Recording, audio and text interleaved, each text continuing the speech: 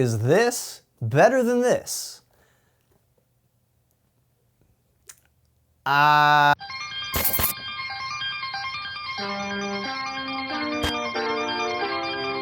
What's up, guys? Welcome back to the official WearTesters YouTube channel. My name is Jackson, and today we got a performance review on the New Balance Two-Way V4. As the name of the shoe might imply, the Two-Way V4 is the fourth installment in the Two-Way line from New Balance. The Two-Way is like what the Hyperdunk was for Nike. And each installment, they've all been really solid performers over the years, with the V3, at least in my opinion, being the pinnacle of New Balance basketball. And over the last year since these released, this has been my go-to shoe on court. So that is a really high bar for the successor to try to clear. But with all of that out of the way, is the V4 a good performer on court? Well, let's talk about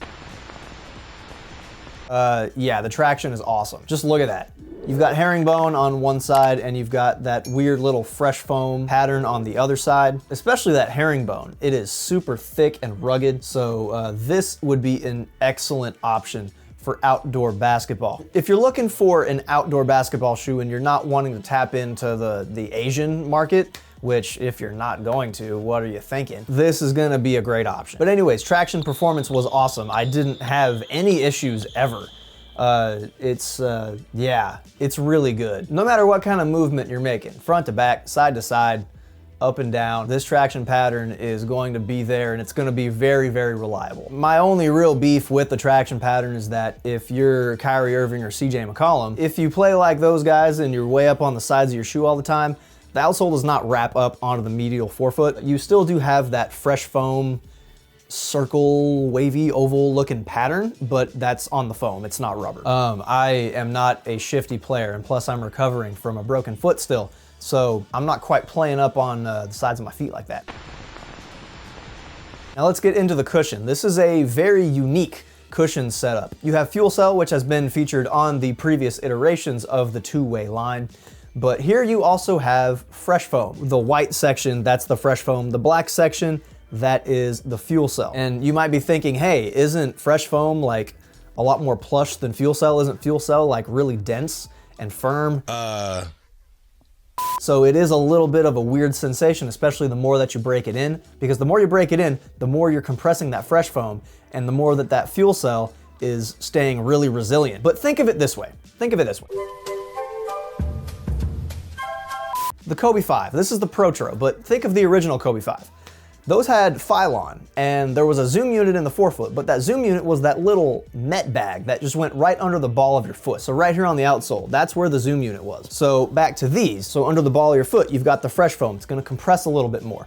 And then on the lateral, outside of the foot, where you need more stability, you have more stability with the Fuel Cell. You also have the Absorb pillars, which I'm still not totally sure what that's there for. On shoes like the Two-Way V3, you can see where those pillars are. That's not here, but New Balance says that they're in there, so I'm gonna trust it. Bottom line with the cushion, the impact protection is really solid. If that was something that you disliked about the Two-Way V3, it's really the only thing that I thought could have been improved. It would have come at a cost of the court feel, and voila. This does not have the same kind of court feel that the V3 had. So if that was something that you loved about the Two-Way V3, it's something that I loved about it, being low to the ground, being really responsive. This is still a stable setup, even with the different densities. But yeah, you are higher up off the floor. But this was stable enough under your feet that I didn't mind. As far as the insole goes, you've got the standard dark blue Ortholite insole that New Balance includes on every basketball shoe. These,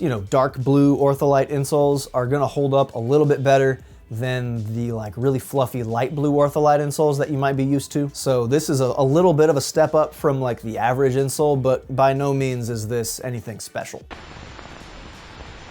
Now moving on to the materials, it's pretty basic. You have an engineered mesh along most of the upper, all along here on the medial side, and then about half of the lateral side over here.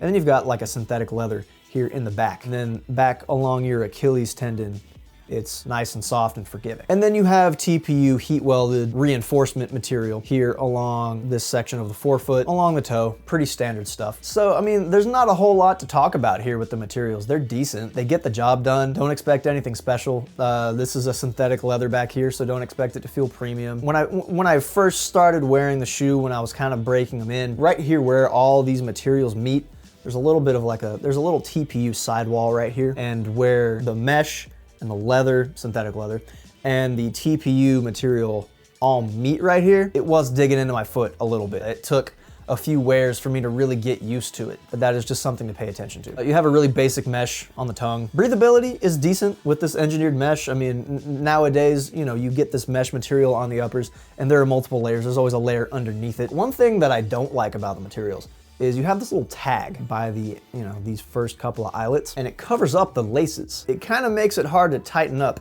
if you're having to tighten up all the way up here. It's annoying. It doesn't affect performance. It's just annoying. Fit. This is probably the aspect of the shoe that I was let down the most by. Now, that doesn't mean that the fit sucked. It just was kind of weird. These fit a little bit long, but they're also pretty narrow. And they don't fit long to the point where I would feel comfortable going down a half size. You know, normally like a thumb's width of space from the edge of the shoe to the end of your foot is like, that's cool. I normally go for a little bit less. I had a thumb's width and like a tiny bit more. I had to use a runner's loop back here, which I normally don't do. I'm not a huge fan of the ankle padding, the sculpting back here, or lack thereof. The containment midfoot to forefoot is pretty solid. I wasn't really shifting around at all. Once I was able to get my heel right, that was the hard part, was getting my heel right. These would have benefited a lot from some extra sculpting back here in the heel. This is the Sabrina 1, performance review on this coming really soon. The Sabrina 1 also fits me a little bit long. Similar in length, it's also extremely narrow, but the difference between this and the 2AV4 is that the sculpting in the heel, the collar padding, it works to just suck your heel in and it's not going anywhere. That's what this is really missing. So the fit was, it was manageable for me. I made it work. Everybody's foot is a little bit different. If you are a wide footer, New Balance offers wide sizes. So if you're a wide footer, you don't have to go up a half size, which if you did, they would probably be way too long. Support was, again, solid. Once I got my fit good and my foot wasn't shifting around inside the shoe, I found the support to be adequate. You have a nice wide flat base. The midsole is pretty chunky. There is a shank plate in there as well. Flexibility is pretty solid in the forefoot, but everywhere else in the shoe, you're locked in and you're not, you know, this thing, it ain't moving. Heel to toe transition was solid. It wasn't as smooth, I thought, as the V3. The heel counter is a little shrimpy, in my opinion. It's not as beefy as like the midsole. You sit ever so slightly down in that midsole, which just provides a little bit more stability. In addition to that heel counter, you also have the aforementioned little TPU clip right here. It does a little bit more just to prevent your heel from shifting side to side.